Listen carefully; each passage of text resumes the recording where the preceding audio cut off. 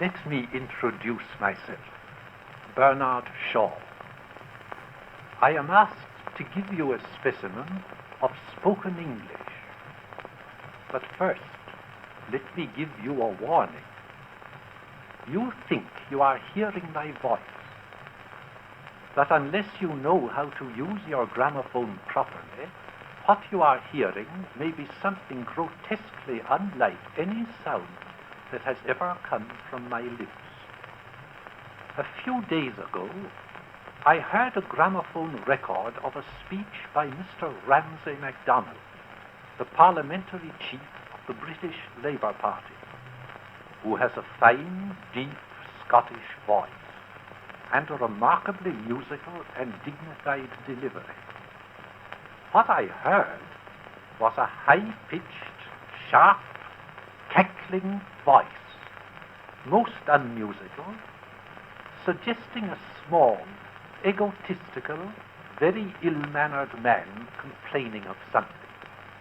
I said, "That is not Mr. MacDonald. I know his voice as well as I know my own."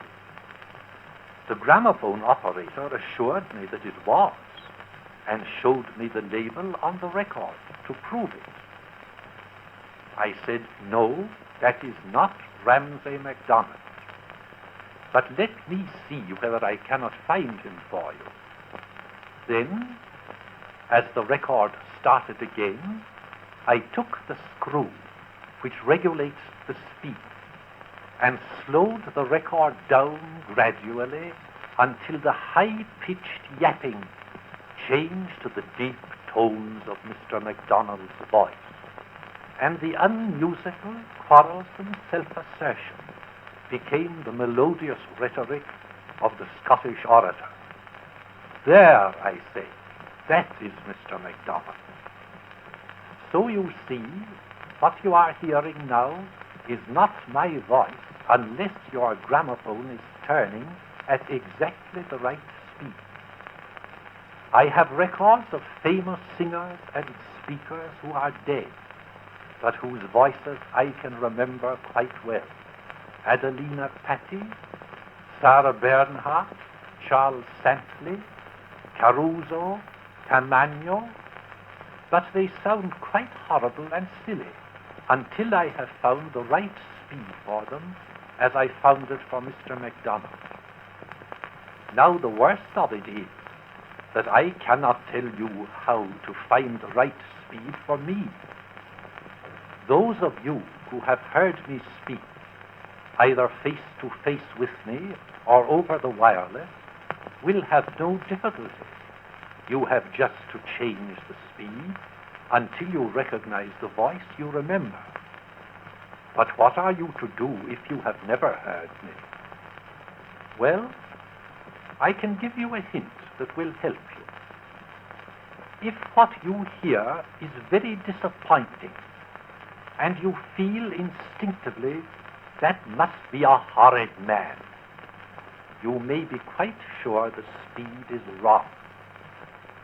Slow it down until you feel that you are listening to an amiable old gentleman of 71 with a rather pleasant Irish voice.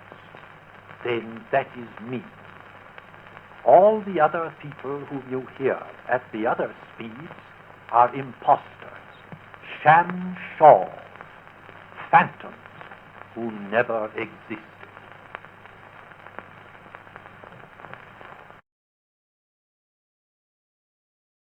I am now going to suppose that you are a foreign student of the English language, and that you desire to speak it well enough to be understood when you travel in the British Commonwealth or in America, or when you meet a native of those countries. Or it may be that you are yourself a native, but that you speak in a provincial or Cockney dialect of which you are a little ashamed, or which perhaps prevents you from obtaining some employment which is open to those only who speak what is called correct English. Now, whether you are a foreigner or a native, the first thing I must impress on you is that there is no such thing as ideally correct English. No two British subjects speak exactly alike. I am a member of a committee established by the British Broadcasting Corporation for the purpose of deciding how the utterances of speakers employed by the corporation should be pronounced, in order that they should be a model of correct English speech for the British Islands. All the members of that committee are educated persons whose speech would pass as correct and refined in any society or any employment in London.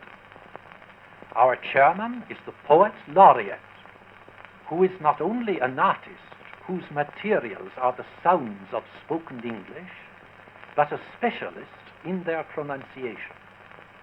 One of our members is Sir Johnston Forbes Robertson, famous not only as an actor, but for the beauty of his speech.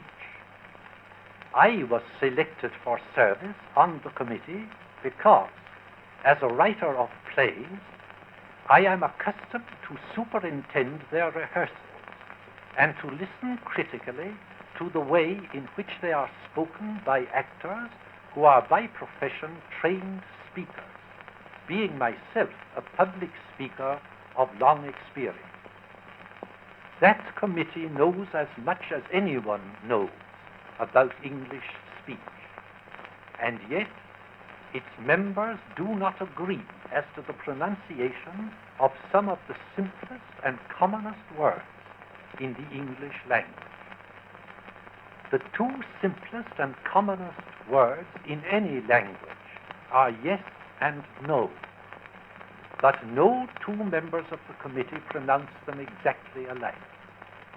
All that can be said is that every member pronounces them in such a way that they would not only be intelligible in every English-speaking country, but would stamp the speaker as a cultivated person, as distinguished from an ignorant and illiterate one. You will say, well, that is good enough for me. That is how I desire to speak. But which member of the committee will you take for your model? There are Irish members, Scottish members, Welsh members, Oxford University members, American members, all recognizable as such by their differences of speech. They differ also according to the county in which they were born. Now, as they all speak differently, it is nonsense to say that they all speak correctly. All we can claim is that they all speak presentably, and that if you speak as they do, you will be understood in any English-speaking country and accepted as a person of good social standing. I wish I could offer you your choice among them all as a model, but for the moment, I am afraid you must put up with me, an Irishman.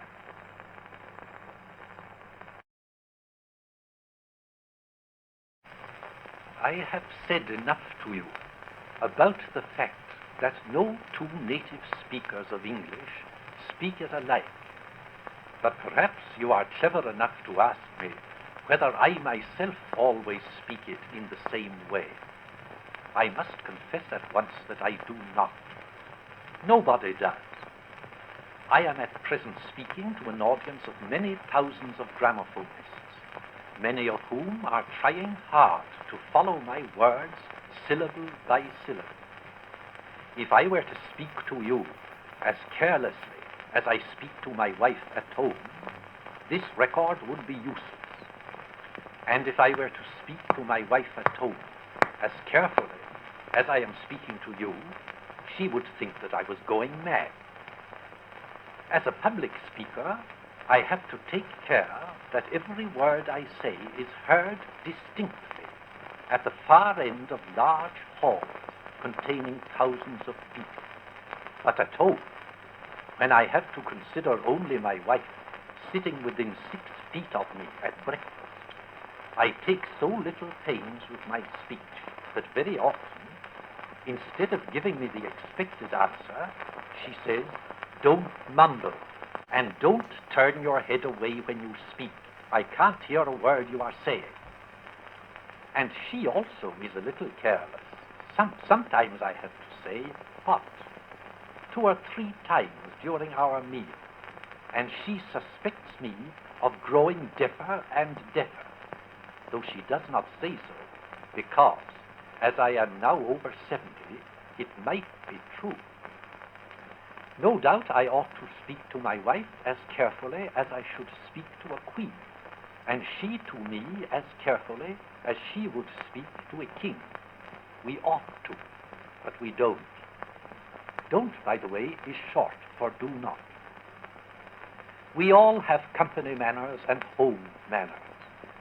If you were to call on a strange family and to listen through the keyhole, not that I would suggest for a moment that you are capable of doing such a very unladylike or ungentlemanlike thing, but still, if, in your enthusiasm for studying languages, you could bring yourself to do it just for a few seconds, to hear how a family speak to one another when there is nobody else listening to them, and then walk into the room and hear how very differently they speak in your presence, the change would surprise you. Even when our home manners are as good as our company manners, and of course they ought to be much better, they are always different, and the difference is greater in speech than in anything else.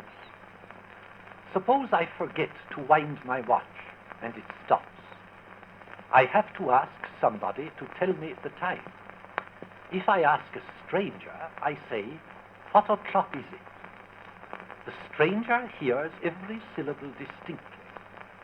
But if I ask my wife, all she hears is "Clock's it." That is good enough for her, but it would not be good enough for you. So I am speaking to you now much more carefully than I speak to her. But please don't tell her.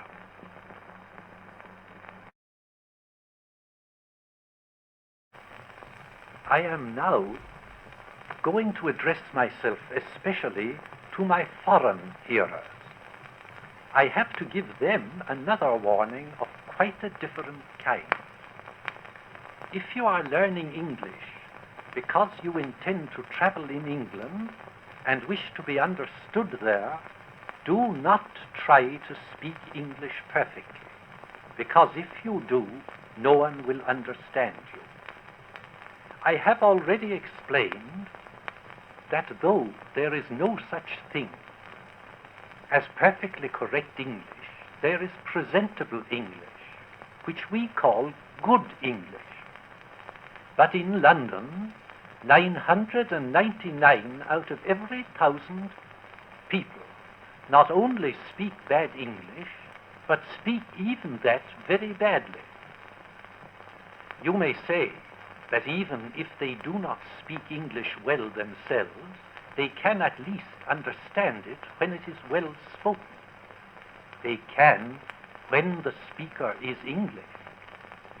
But when the speaker is a foreigner, the better he speaks, the harder it is to understand him. No foreigner can ever stress the syllables and make the voice rise and fall in question and answer, assertion and denial, in refusal and consent, in inquiry or information, exactly as a native does. Therefore, the first thing you have to do is to speak with a strong foreign accent and speak broken English, that is, English without any grammar. Then every English person to whom you speak will at once know that you are a foreigner and try to understand you and be ready to help you. He will not expect you to be polite and to use elaborate grammatical phrases. He will be interested in you because you are a foreigner and pleased by his own cleverness in making out your meaning and being able to tell you what you want to know. If you say, "Will you have the goodness, sir, to to direct me to the railway terminus at Charing Cross, pronouncing all the vowels and consonants beautifully. He will not understand you, and will suspect you of being a beggar or a confidence trickster.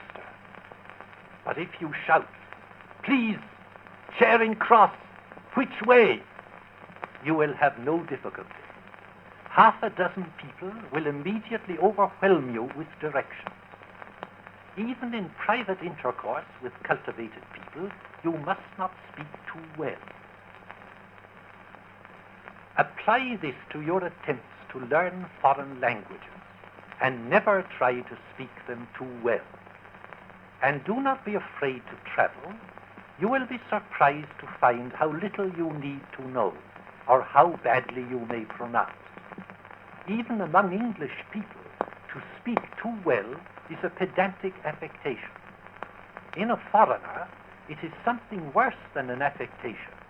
It is an insult to the native who cannot understand his own language when it is too well spoken. That is all I can tell you. The record will hold no more. Goodbye.